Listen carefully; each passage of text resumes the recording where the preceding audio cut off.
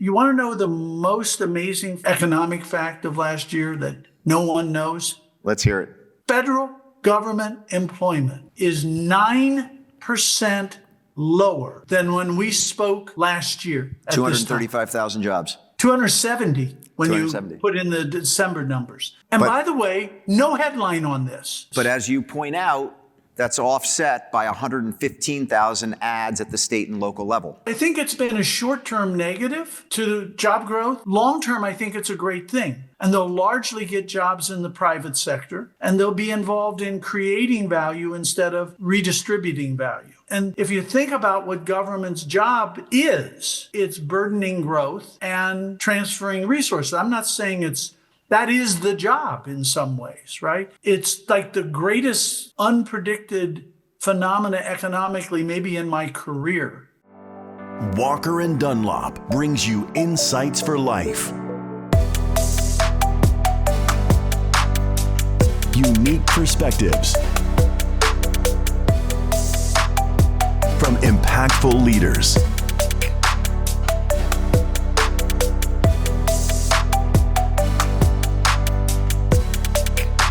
This is the Walker Webcast with Willy Walker. Chase, thank you for having me here. And I would say that my colleague, Mitch Resnick, who runs our asset management group, asked me to come do this and thought about the idea of having Peter do it. And this is a great opportunity for Peter and I to do our quarterly discussion. Everyone here is, if you will, getting the data early. This will be rebroadcast on Wednesday in our normal cycle of the Walker Webcast. And Peter, I see that you're there. Hello, my friend. I'm here. I wish, from a temperature point of view, I sure wish I was there. Yeah, I will tell you. I landed here. I flew down from Denver, where it's quite cold right now. Some of you who watched the football game yesterday saw exactly how cold it was in Denver. And I will tell you, a lot better to be in Southern California right now, Peter, than in Denver or in Philadelphia. Yeah, I was waiting for them to bring you in a quarterback there in the fourth quarter, but apparently not. Yeah.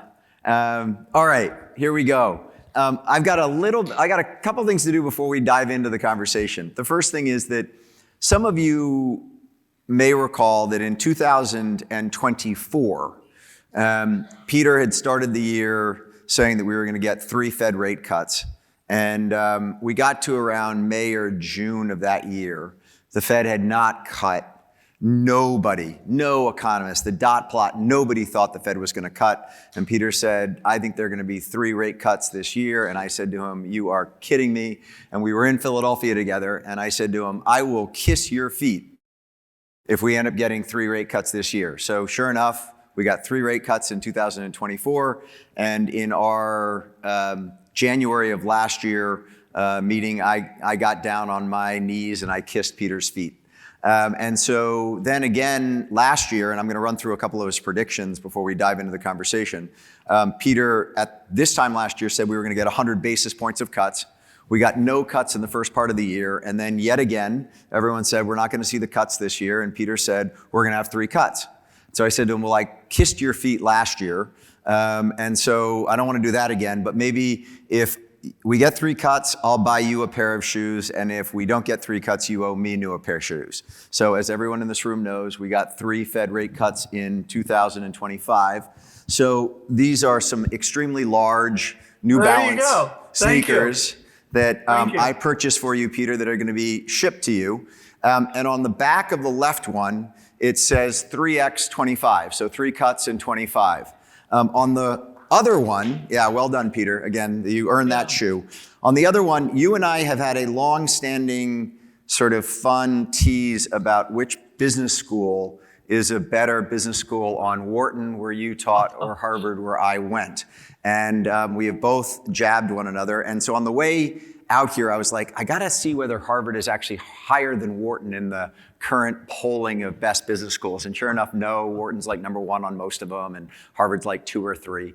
And then I went and said, but what school's alumni base is the wealthiest alumni base, because you go to business school to make money, and let's see who has the wealthiest alumni base. And sure enough, Harvard comes back resoundingly as the most wealthy alumni base. So on the back of this one, it says HBS with a $ at the end of it. And so you can wear your New Balance around with both 3X for 25 and HBS $. We will ship those to you. Many thanks. So Peter, I want to jump through a couple of things that you said last year, just to kind of give the group a sense of how accurate you were. In a couple instances, not so much, just because the returns in the stock market and where oil have gone have been so dramatically greater than what anyone could have reasonably expected that you sort of went on those two. But you're on the basis points, we already talked about that.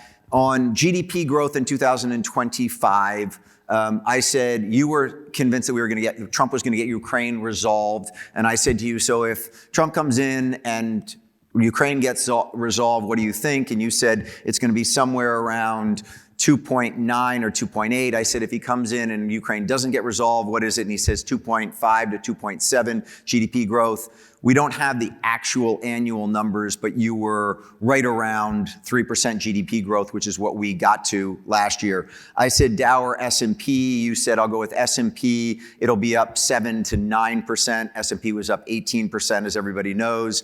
I asked you about crude oil. It was at $76 a year ago.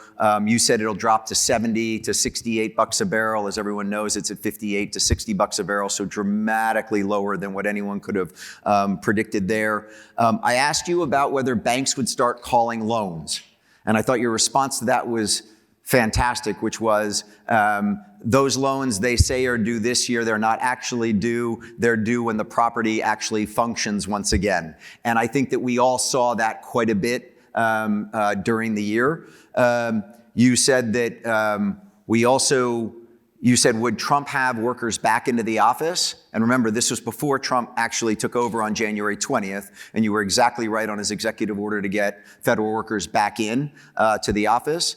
And then the question that I asked you that a lot of people have gone back to is I said to you, what asset class do you like? And you said, well, if you want to stay rich, multifamily. If you want to get rich, office. And then I turned to you and said, well, if you've done stay rich and get rich, I guess what's get poor? And you said data centers. And then the final one that I asked you was how long the bromance between Elon Musk and Donald Trump would last for. And your over-under on that was 6 months, and he lasted for 5. So I think you were pretty spot on there as it relates to the bromance between Elon and the president. Peter, in our last meeting in October, you said you didn't have enough data to be able to give people a sense of where the market was going. And in your most recent Linneman letter, the data feels to some degree outdated. A lot of the data that you're talking about is Q2 25 and Q3 25. We have no Q4 data. And it feels a little bit like we're still driving the car, at least with the windshield covered with a good sheet of ice. If not, we've got the defrost going, but it's hard to see through it right now. Has your attitude changed as it relates to the markets as we begin 2026? It started to get clearer, not clear, clearer in early December as data did trickle out. And as we saw the holiday season occur, shopping-wise, retail-wise.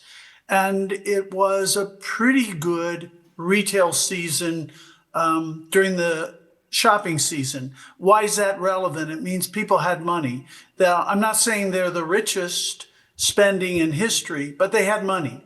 And what worried me is we weren't seeing official data. And I worried that we would see really bad retail results. As I saw good retail results, it actually people are shopping because they feel relatively good. And that's what we saw. And that improved my attitude a lot. And then since then, we've had data come out. And the data has basically been pretty good, not stunning, pretty good. Nobody's losing their jobs. but we're not hiring a lot of people. We're not hiring a lot of people because we don't have as many immigrants coming in to be hired. That's not the only reason, but that's one of the reasons. And the other reason we're not hiring a lot is that people are uncertain. We had the Middle East, we had all the tariff stuff, we had the shutdown, et cetera. And employers basically said, we're going to find a way to keep growing over the next few months, but not add a lot of bodies. And can you do that for a while? Of course. Can you do that forever? No, that's the beatings will continue until morale improves operating model. And it works for a little bit. So I think we're at the end of a beatings will continue till morale improves. You're going to start seeing employment improve, though absent an inflow of immigrants. We probably had, from what I can best tell, 0 net immigrants this last year. A combination of legal, illegal, people leaving, U.S. citizens, et cetera. And that's a blow to population growth, which is a blow to employment growth. And I'll give one other thing. You were very sweet in how you talked about my rate forecasts. I think we're going to get much bigger cuts this year than people think. I believe that they should cut rates probably 50 basis points this year to make them neutral. And you're going to get a couple of Trump appointees this year. And they're not because Trump says so, but because he's going to pick people who believe we should cut interest rates more than 50 basis points. And so I would not be surprised at all if this year we get 75 to 100 basis points cuts, back end loaded once again in the year. That would be a big stimulus to manufacturing and auto and things like that. And you'll get a spurt of growth from that because we haven't had manufacturing grow for 3 years. Your sense would then be that on Wednesday we will get no cut. But wouldn't you think that the new Fed chair, and right now it's only men who are in consideration on the list, when the new Fed chair comes in, that he would want to move aggressively to start cutting? Yes, but it is a consensus body. By the way, you may remember about 2 years ago or a year and a half ago, I said it was not healthy to have no dissent. And we finally got some dissent, which is good that we finally got some dissent. I view dissent as healthy. But I don't think if a new chairman walks in and says, okay, let's do 75 basis points in a month. They're not going to do that. Yeah. Culturally, they're not going to do that. They're going to bleed out those raises over 6 months, 7 months, 8 months. So yes, a new chair will want to do that. No, they won't be able to do that. I think people are going to be surprised at how much the rates get cut this year. I think they're going to overcut this year in the sense of I really believe, look, the effective rate is 3.6, 3.7. Inflation net of shelter is 2.1% over the last 2 years, 2.1% a year over the last 2 years. For the 30 years prior to the pandemic, it was 2.2%. So for the last 2 years, we're exactly where we've been for the 30 years prior to the pandemic. And I only take the pandemic out because it jumbled everything, right? So we're back. If you say it's 2.2% absent shelter, which we've talked about is mismeasured, add 75 basis points, add 50 basis points real return, and you're up to the kind of 2.75 range to 3. They've got to cut sort of at least 50 basis points. And you can see somebody saying, while we're at it, let's do 75 to 100. You point out in this quarterly letter that rent growth per the CPI over the last 2 years has been up 3.3% in the CPI. And you make the statement, ask any owner of multifamily properties in the country whether they've been able to raise rents 3.3% over the last 2 years, and you'll find about 2 of them. Why is it that the data is so bad? Even on that one, the owner equivalent one, you and I've spent a bunch of time talking about that nobody pays owner equivalent rent. So the idea that they survey people of what they would rent their house out for is just a It's a strange way of doing it and probably doesn't work anymore, but you can understand how that data is inaccurate. I don't get how their data feed on rent growth in America is so inaccurate. I can't disagree with you. I've tried to figure it out, and to be honest, I can't.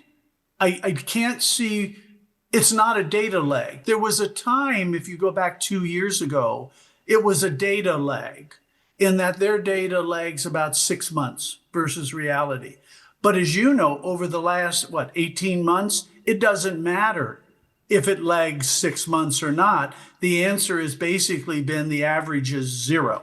I don't care if it's a 6-month lag or contemporaneous, it's been sort of 0.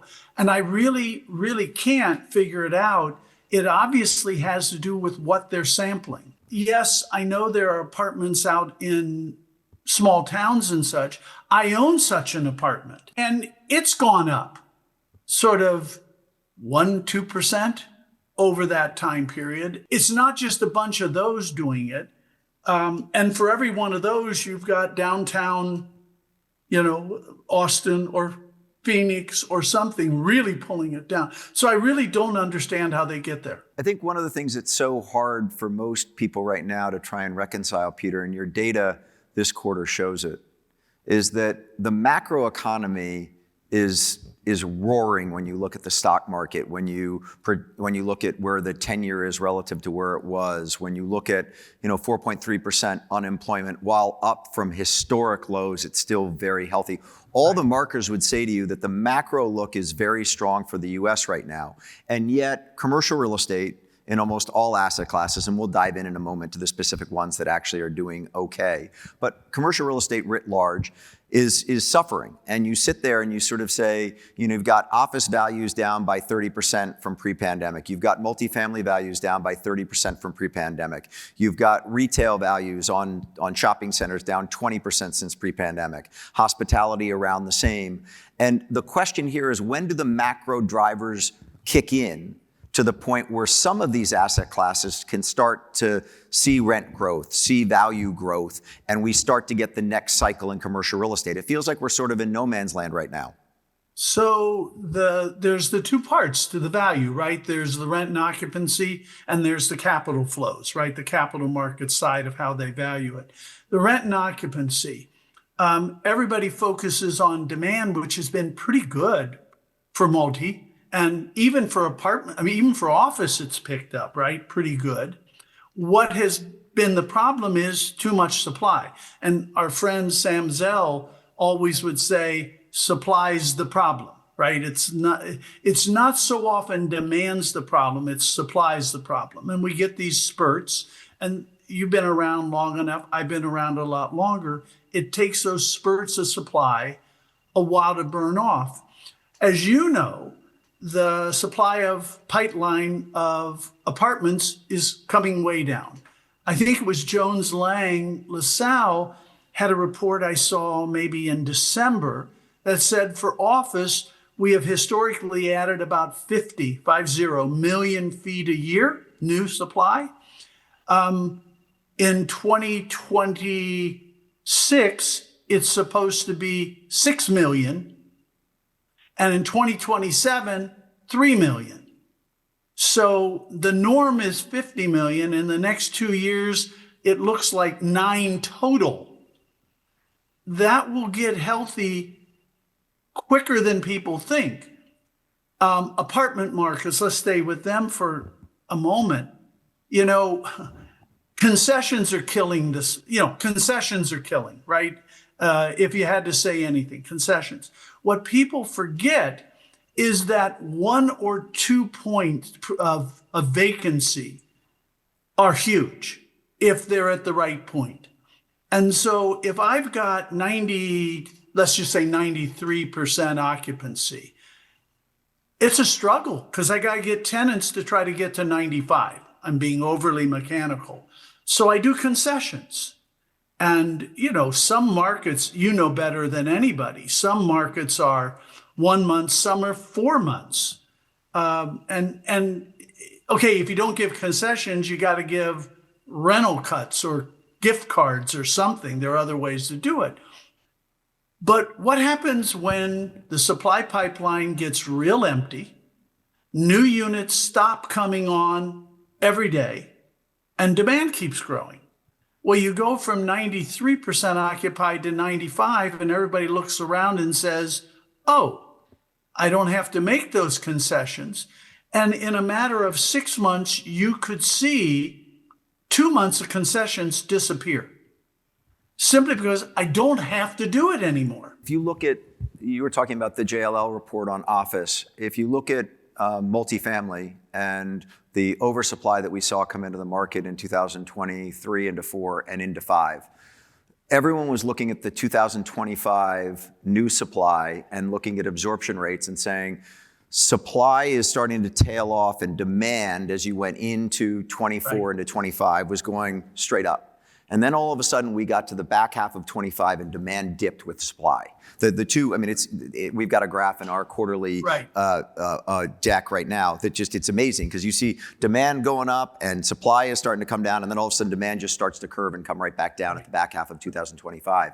And I think that that's what's giving owners, buyers, pause right now that just sort of says, where did those demand drivers go to? That's why everyone's looking to the macro to sort of say, is AI responsible for all these job losses, or are corporations just blaming AI, if you will, because it's a lot better to go talk to investors about increased efficiency due to AI than the fact that you're actually bloated and you're just cutting people because you should have cut them 2 years ago. And reading through that of what the actual signal is, rather than just sort of pinning it up to there's this great technological revolution coming on board. You talk in the letter, Peter, about AI, and to call you a little bit pessimistic is probably an understatement. You go back and talk about Cisco, and you talk about Cisco going public in 1990 at a dividend and split adjusted 4 cents a share, and that it then went up, operated pretty well until 95, and then from 95 to 2000, it went up to $80 a share. And it was looked at as a no-miss investment in the new economy of the dot-com world and the pipes that we needed to run on for the internet economy. And then it crashed from $80 a share, I think if I'm remembering correctly, from the write-up down to $8.60. And over the last 19 years or 20 years, it has recovered back to $65 a share. But it never got back, it has not yet to get back to its $80 a share in 2000. And that was a can't miss investment in the internet economy. And you put it in there purposefully, I think. You're trying to say to all of us, ton of capital going to AI, but beware, we're going to overbuild this. Is that a correct read of your letter? AI is not wiping out jobs. We are not adding jobs, but we're not losing jobs. We know we're not net losing jobs. And we know from unemployment insurance claims, which come out every week, which is important data to watch, that we have really low unemployment insurance claims. So it's not like mass layoffs are occurring. However, what we did see when you were talking about the tail off in demand, we saw a tail off in job formation, right? That coincided with a tail off in job formation. And part of that is immigration related. Part of that is hesitancy, as I was describing, by employers. I don't think that hesitancy lasts forever. I would hope that the legal side improves dramatically, but that's a major policy decision. But it was the tail off in jobs that coincided with the tail off in demand that you saw. And I just think we see a pickup in jobs. I don't think we go back to 3 million jobs. We're not adding that many people to the economy, right? We're adding about 70 basis points of population a year on a base of 338 million or 337 million people, and then divide it by household size.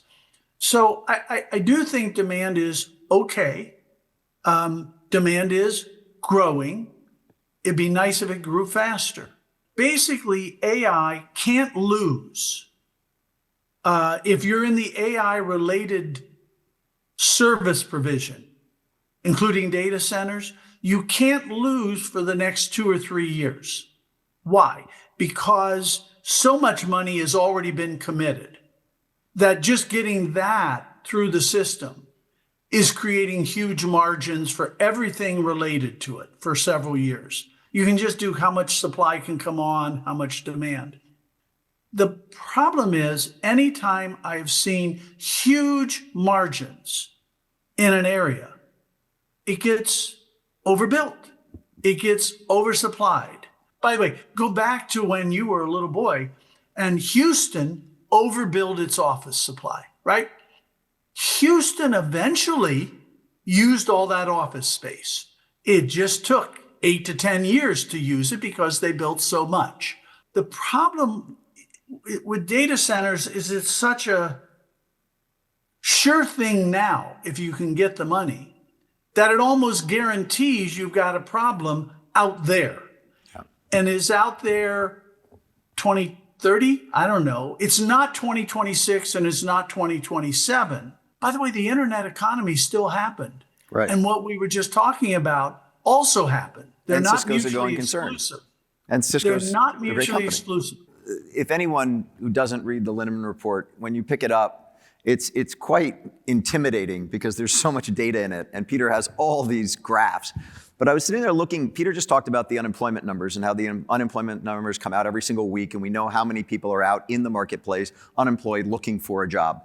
And I was looking at that graph in this quarterly Linneman letter, and I went back and looked at the time it took for somebody who was actively pursuing a job to find a new job. And I look back to the period from 2004 to 2007, and during that period of time, the average job seeker took 10 weeks to find a job. 10 weeks. So then I looked at 2023 to 2025, and lo and behold, the average is exactly the same, 10 weeks. And I sat there and I thought to myself, nobody had an iPhone in 2004. Nobody had a job app to find a job in 2004.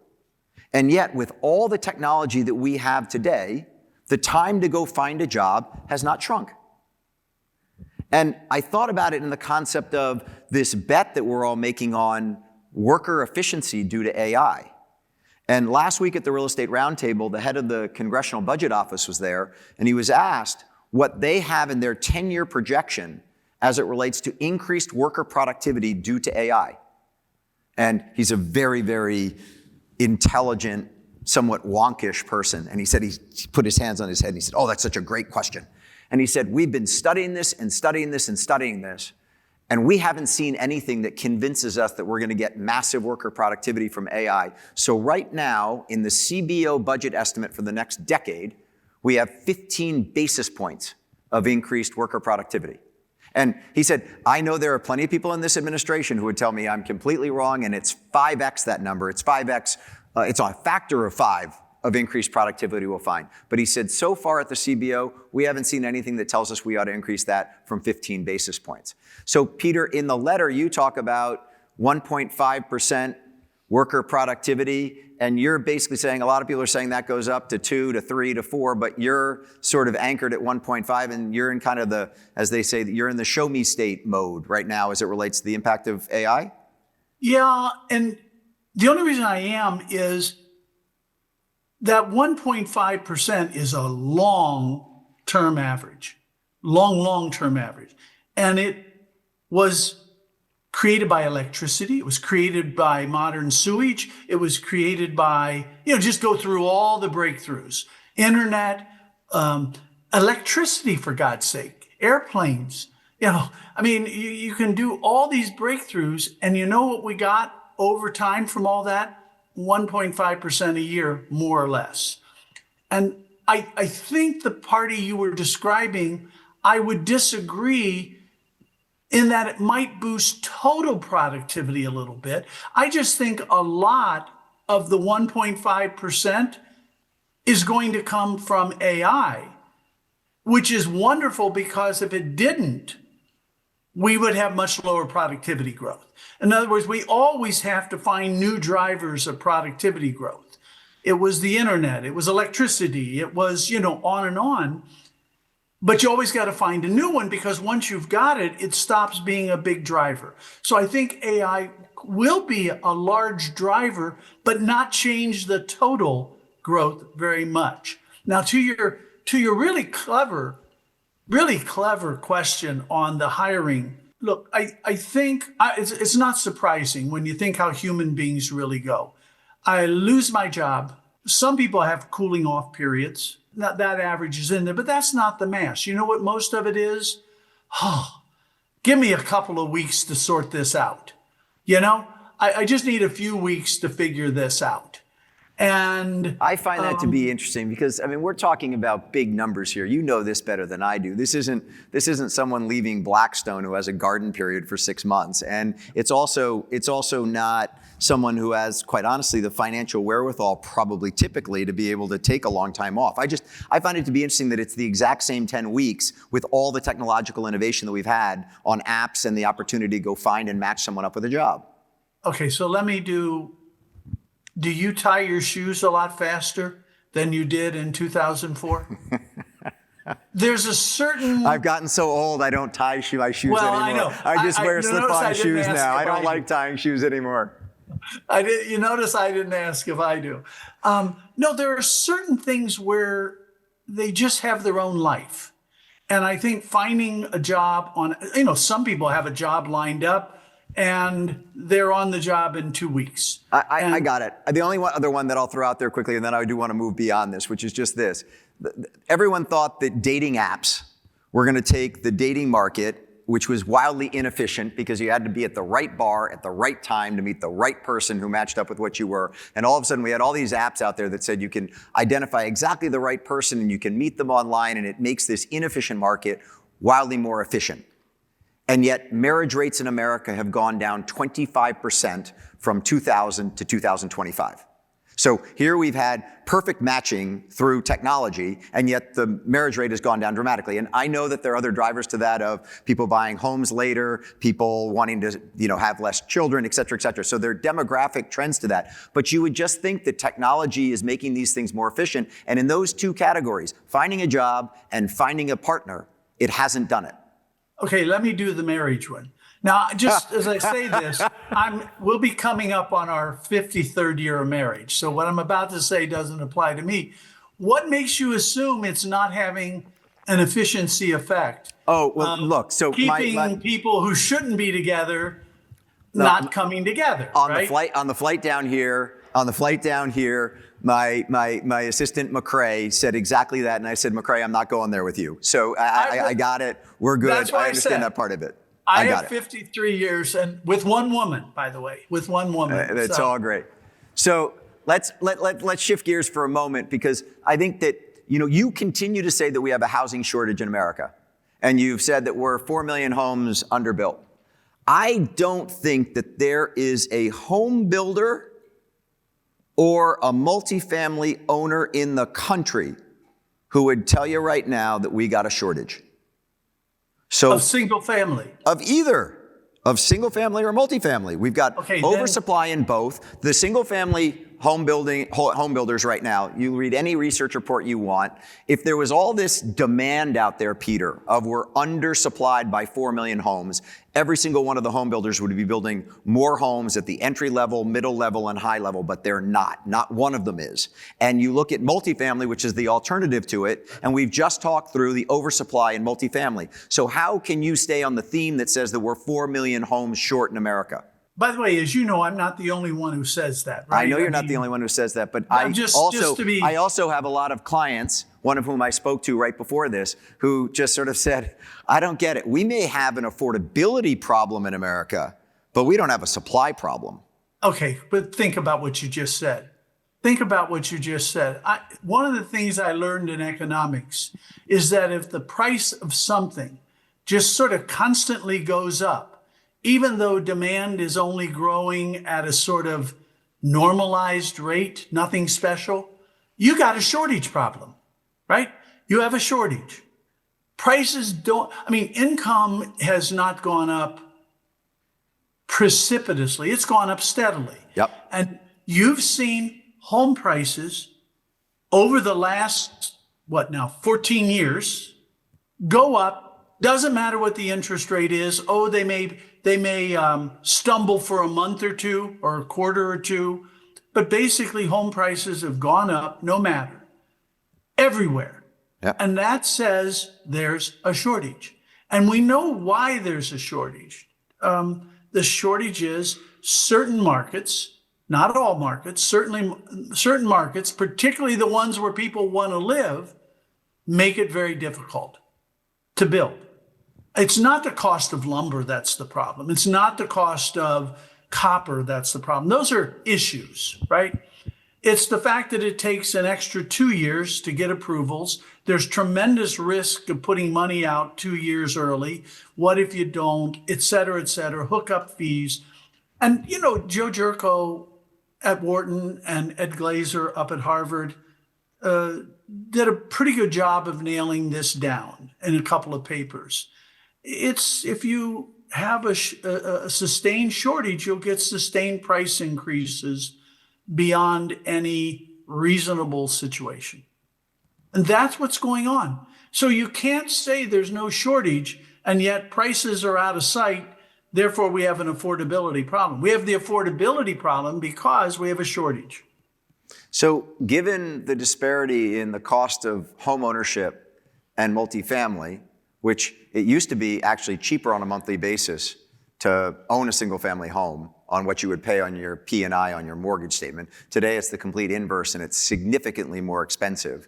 Why does that not play into multifamily being at 96% occupancy rather than 91? Because if it wasn't for that, multifamily would be 1 or 2 percentage points even lower. You're right. You're just centering around the wrong point. Imagine if home prices in Texas were the same as home prices in California. The other way around. If California's prices were what they are in Texas, is what I'm trying to say. What would happen, to the demand for apartments in California? It would go way down. Right? So you're right in spirit. You're just looking the wrong direction. Let's shift back to the macro because we're looking at the consumer. One of the things that alerted me, to those of you who read the Linneman letter, he has his canaries in the coal mine to give you warnings about things that are coming up. And some of you who've either listened to the Walker webcast or read the Linneman letter know that 2 years ago, there literally wasn't a canary in his coal mine other than a misguided Fed. So you look down this whole list of all these different things that he has watched over his entire career saying, LBO pricing is out of whack, or people are, paying more for land than they should be paying.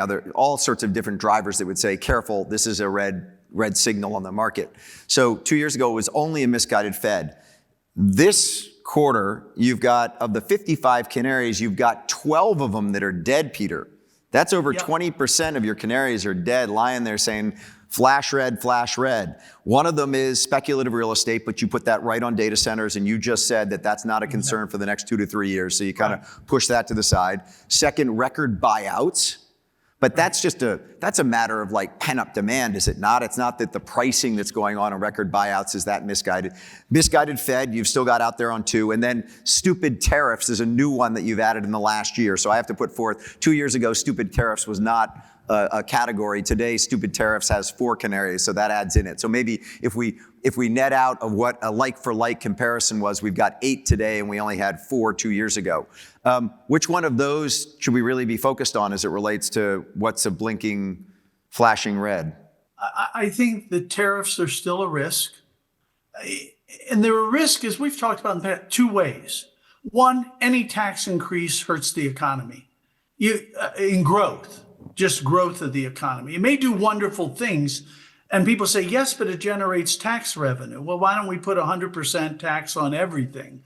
That'll generate revenue, just nothing will get produced. So I think the tariffs are a problem, both that they've gone up. They've gone from about $3 a hundred purchased of imports to probably about $9.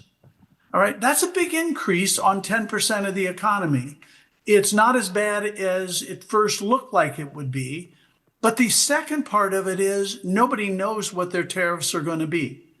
And that is a bad thing. I mean, in and of itself, not knowing what my tariffs will be. We just went through, what was it, a week ago, right? Where it was, I'm going to raise the tariffs on all these countries. And then maybe it was a week ago Friday, and then a week ago Monday, nope, not. Now, either you could you support either one of those, but it's hard to support the vacillating as a separate matter. I mean, certainty is what business thrives on. Certainty is what people thrive on. People are more comfortable in daylight than in dark, right? Businesses are more comfortable when they can see clearly than when they can't. So that is slowing the economy. There's no doubt that's still out there. But one of the things that I think is so difficult for people to get their arms around is these sort of, if you will, they're not, I was going to say false narratives, but they're not false narratives in any way.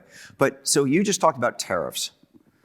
Consumer confidence is awful right now. You look at the Conference Board numbers that you put in the quarterly letter. Conference Board index was at 132 just before the pandemic. It went down to 85 during the pandemic.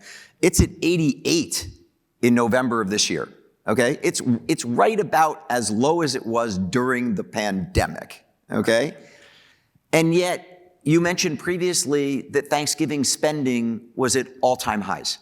Okay, right. So consumer confidence in November of 25, and last I checked, that's when Thanksgiving is, was at almost an all-time low, and yet spending was at an all-time high.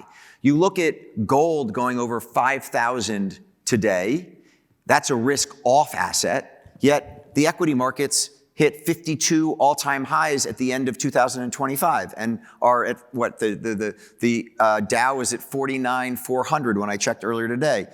There seem to be these, like everyone said tariffs were going to impact the cost of building. And yet in this quarterly letter, you talk about the Turner Construction Cost Index being up 1.2%, a whopping 1.2% from 2019 to 2025. So what's the number to read here as we have these data points that say at one moment you're risk off and at the next moment there's something that's saying everyone else is risk on? Yeah, the stock market's a hard one to say that way. I mean, because that is what it is.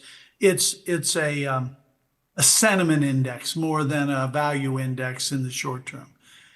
If you talk about the holiday season, consumer sentiment, consumer confidence, whatever you want to call it, was shaky. Wasn't depression, but it was shaky. But people had jobs, they weren't losing them, and they had money, right? And you can say that's why they spent. They had jobs, they weren't losing them, they had money. You then say, well, why aren't they more confident? There's a whole lot of reasons. So I get that one. Gold, I've benefited from, but I don't get it. I mean, I have a friend who has been telling me for 3 years that this was way before Trump, that it was going to get to like 10,000. And what do I know? And he's looking more likely he's going to be right than the rest of us geniuses, right? So I don't really get gold. I get it, but I don't get the huge, it should behave like a zero coupon, more or less, right? There are a lot of contradictory signals. Go back to where I was at the end of last year. There were a lot of contradictory signals and not a lot of data to anchor anything on. Now you have contradictory signals, but there's enough data that I can anchor on. We're not terrible. We're going to move forward. We are moving forward. So I feel pretty good. And in fact, I think we'll see the deregulation that was begun last year. It doesn't pay off the day after deregulation occurs. It pays off over the next several years. And I think we'll start getting dividends from that a bit. Yeah, no, talking about debt for a moment, you and I have talked many times about the national debt. A lot of people are a little bit concerned about the amount of treasuries that we need to float and the ongoing deficit of $2 trillion. You very, I think, effectively talk about the fact that with national net wealth of $175 trillion, that and with the economy growing at the rate that it's growing, that we have the luxury of being able to run $2 trillion annual deficits because we're creating $5 trillion of net wealth every year. So net, we're adding $3 trillion of net wealth to the value of the United States of America, and therefore we can continue to print $2 trillion annual deficits. You're not saying that that's smart, but you're saying as it relates to someone that's who's important. Yeah. It's a very important piece to it. You're not saying that you're not endorsing the policy, but you're just saying we are fortunate to have the luxury. So you don't have any concern. I can do math is all it says. I can do math. Yeah. So I know you can do the math. I guess the question is, there's a lot of talk about the U.S. and losing allies and being a threat to the world and all that kind of stuff. Do you have any concern about people continuing to buy U.S. Treasuries at 4.20, 4.25, or 4.15? Well, first of all, most of the treasuries are bought by U.S. citizens that aren't bought by the government. Most of them are still bought by U.S. entities when I say citizens, right? And as long as we keep creating wealth, we got to put it in something. And among the things we're going to put it in are treasuries. So there's a lot, people forget how much wealth is being created. I mean, the amount of wealth being created is stunning. And some of that goes. In terms of foreigners, foreigners have really not increased their purchases of U.S. treasuries much over the last 10 years. In fact, as a percent of federal debt, it's gone down. As a percent of GDP, it's gone down. But having said that, they've gone into other assets, right? I mean, they kind of started in debt and moved into apartments, and they moved into stocks, and they moved into the AI. Put it differently. Suppose you're a foreigner and you hate the U.S. Let's just, so you're French. So you hate the U.S. You really hate, and by the way, however much you hate the U.S., you really hate Trump beyond that. So you have a total hatred of everything in the United States, but you have a lot of money and you want to play AI. Where are you going to do it? You're going to go to China and do it? I don't think so. What, you're going to do it in Spain? Guatemala? I mean, where else are you going to go? And my point is not AI per se. It's that you don't have a lot of choices on big, vibrant, growing, wealth-creating places. I'll tell you how we could be in a lot of trouble. If Europe, Western Europe, grew. Yeah. Now, we benefit from their growth, but I was just looking at the numbers. GDP per capita in the UK, real GDP per capita is the same as it was in 2007. And it's not an endpoint kind of manipulation, right? It's fundamentally. Germany is the same as it was in 2015. They've created nothing net during those two time periods. By the way, over the time period where, over the last decade, Germany GDP per capita in real terms did not grow, and the US grew by 20%. And you say, well, that's not surprising. 20% is about 1.7% a year for 10 years compounding, right? That's 20%. Right. But right? it's also $35 trillion of net wealth. You got it. And that's why people come here, because where else are you going to get that opportunity? Yeah. Where else? And you say, okay, China. They can put Jack Ma out of business tomorrow. And I mean, really put him out of business. I don't care how, whatever, the United States is not perfect, but it's not going to put everybody out of business in the same way. You could say China, but no, because they do grow. But where else? UK, they haven't grown since 2007. I want to jump through a couple things on credit, and then I want to get to specific asset classes in the last couple minutes that we have, because you have some insights as it relates to values and which asset classes you think are going to perform well over the next 2 years between now and the end of 2027 that I think would be very interesting for our audience.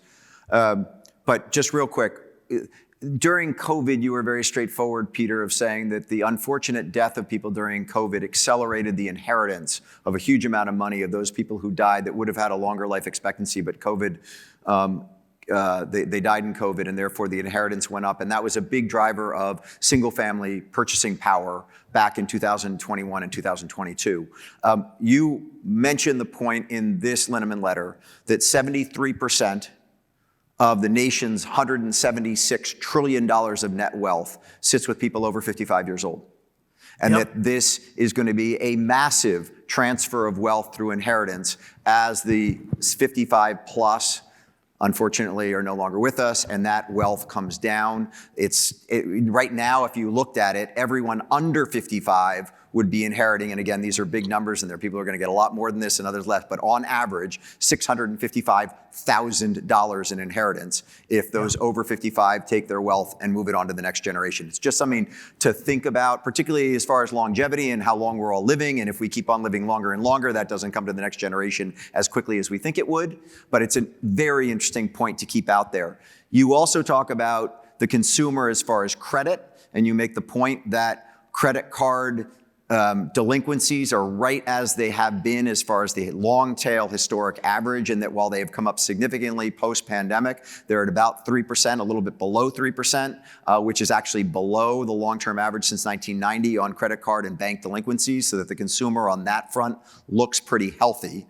Let me go into the actual asset classes that you talk about here, Peter, because you bring up REIT cap rates from 2020 to 2025, and you use Bank of America data. The total REITs cap rates are up 30 basis points to 5.6 across the board. Multis up 140 basis points to 6% average cap rate.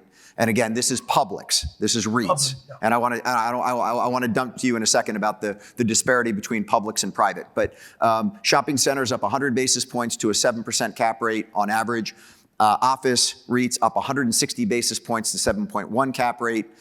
Self-storage up 120 basis points to 6.3. And the only two that are down are industrial, down by 10 basis points to an average cap rate of 5, and regional malls down 60 basis points to an average cap rate of 6.4. There's a significant difference between the publics and the privates. You mentioned in the research here, Peter, that on the public side, multifamily average cap rate is now at a 6. On the private side, our data is at about a 5.51. So that's a pretty big disparity between the private markets and the public markets.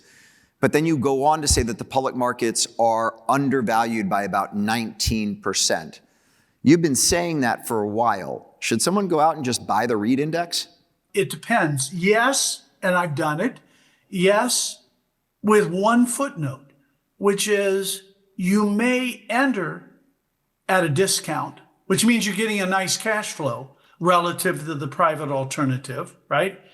Except they're not heavily leveraged. That's a problem if you want to play leverage. You get a better yield, let's say, on the public than the private.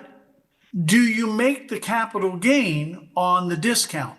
Only if the discount closes during the period you own it. And the fact that the discount hasn't closed, it's bounced around, but it hasn't closed for some time, means the money that would arbitrage it isn't flowing in enough mass to arbitrage it. And therefore, there's no reason to believe it will flow in a large enough volume to close it, because this play has been there. And apartments are the best example. When you tell me what the private is, it's a real market. You could argue the regional malls are kind of hypothetical. There's not enough of them to know. But apartments, there's enough of them to know. Yeah. And you see real sales done by the public company, and you see what they really got. And you see the arbitrage. It is a good place to invest in that you get a bit higher yield, unlevered, but you don't get as much leverage. You don't get a better yield net, cash on cash, unless you privately lever yourself into it, right? The REITs aren't levered enough. Does that make sense what I'm saying? It does. So a year ago, you liked office. You said office is where you can get rich. And you have 12 MSAs that you cover out of 40. in balance now, and you say that by the end of 2027, there are going to be 22 of the 45 in balance, 45 MSAs you cover, and 22 will be there. So some pretty significant improvement. You have the best markets being Austin, Nashville, San Antonio, San Francisco, and Denver. What are you seeing from an office standpoint that gives you that kind of conviction? Employment growth and no new supply. The 9 million feet over 2 years instead of 100 million feet being the normal over 2 years. So you don't have to grow a lot of demand to absorb 9 million feet over 2 years. That's that simple. So on industrial, you have almost the exact same as office. You have 12 markets in balance today. You project 21 in balance by the end of 27. You have best being Denver, Cleveland, Minneapolis, Northern and Southern New Jersey, and Detroit. Seems like that's kind of a hodgepodge of cities. Well, a couple of them are no supply coming on to speak of, right? But they are getting growth. Detroit's getting growth, but there's not a lot of new supply coming on. For example, Cleveland the same way. It's not like Cleveland's growing in terms of economic activity, which is what fills warehouses, right? Economic activity fills warehouses. So it's growing, but you're just getting not any notable supply.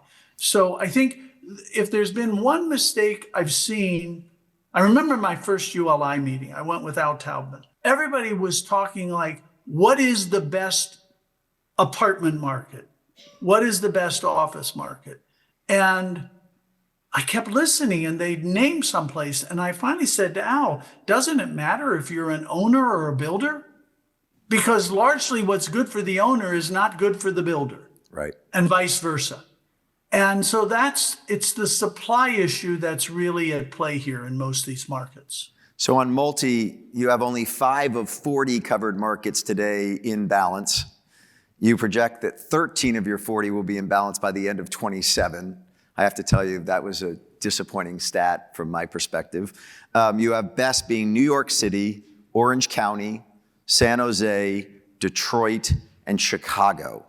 All supply? Is that just a supply? Almost all supply. By the way, go to the fast growth markets. They generally aren't there because of Phoenix, right? Phoenix is, if you were to say to me, which is going to grow faster, Phoenix or Detroit? That's not close, right? It's all supply is the issue. I'm not the world's best economist, but I did learn supply and demand. And you need both to figure out a market. You seem to love retail. You have only 9 markets in balance today, and you say that by the end of 27, 27 of them are going to be in balance.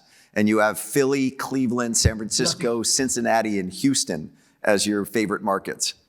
Why is retail going to have this big renaissance? No building. There's no speculative building in retail, and there just is no speculative building in retail. You've got economic growth. Economic growth will generate sales, and you just have nothing being built. You have some repositioning of centers, and you have a few places being built where there was no community, and now there are roofs after 5 years. But there's not. How many shopping centers have you seen cranes at as you go around the country? That's why I like it, because I believe the economic growth will occur, not off the charts economic growth, and there's no supply. It's that simple. I would remind people of a stat that Peter has and has underscored for quite some time. And when I try and get a trivia question that I can fool most people at a dinner table with, it's what percentage of U.S. retail sales are online? And typically people jump in and say, 50%. Oh, at least 40%. It was 16% in Q3 of 2025. Yeah, not counting auto. So it's not a trick in that you loaded auto kind of stuff in there. So yeah, people don't understand. It's still how most people buy most things most of the time. So final asset class before I go to your predictions, and then we're going to wrap it up. On hospitality, you've got 21 markets in line by 27. You like Orange County, Las Vegas, Minneapolis, San Francisco, and Boston. In that asset class, is it back to just supply, or is that they've got great convention centers that people want to travel there for tourism, or is it just, again, a whole supply-demand equation? Mostly supply with just a kind of plowing forward demand. If I had one outlier prediction this year, I'm not a soccer fan, I'm not knocking it, but the Europeans didn't come much this last year, and the South Americans didn't come much this last year except to Miami. I think with the World Cup, you're going to see the Canadians come down, and you're going to see the other foreign countries come in, especially out of Europe. And that will be the thaw. Interestingly, you started seeing the thaw in December of Europeans coming over because it's too damn cold at home. And you started seeing them coming. So I think the thaw with foreigners is going to come. I don't think you're going to see tons of Chinese this next year still. There's still a lot of tension on that one. But it's mostly supply. A couple quick predictions, and then we'll wrap it up. You already said you think we get 4 rate cuts this year? Well, rather than counting them on rate cuts, I think 75 basis points for sure. And I would not be at all surprised at 100. But you're not going to go to 125? Not 125. Okay. I keep going on Dow. You keep going to S&P because you like the technology component on the S&P. You said 7 to 9 last year. What's your prediction for 2026? Probably will cool a bit. I think some of the bloom will come off the rose. I don't see a crash, but if the historic norm is 7 to 8, I think it's looking forward more like 2 or 3, Ooh. Or maybe 0, but not enough to sell because you get killed on the capital gains tax more than you save on the redeployment. Oil is right around $60 a barrel, 59, $60 a barrel. That moving up or down? 65, 64, 65, I would say. Supreme Court rules that tariffs are illegal for the president to do without Congress? You'll see a better stock market than I just said. And you'll see a shitstorm of people trying to figure out how do I get my tariff revenue back. And that'll be a real shitstorm, good for lawyers. And it will help the economy. I'm not a legal expert to have any opinion, but it would help the economy a bit. And the House and the Senate after the November midterms, Republican or Democratic? Okay, so I'll make my prediction. It's not going to be a lot smarter either way, would be my first prediction. And if I had to put money up, I'd say it'll go Democrat in the House. I don't know about the Senate going. It'll be closer. You want to know the most amazing fact of last year, economic fact of last year that no one knows? Federal government employment is 9% lower than when we spoke last year. 235,000 jobs. 270 when 270. You put in the December numbers. Now, by the way, I don't know anybody, including either of us, who would have said 9% shrinkage.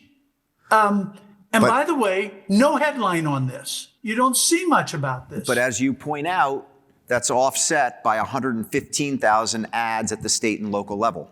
But you could have maybe had those in addition. Now, so I think it's been a short-term negative to job growth. Long-term, I think it's a great thing.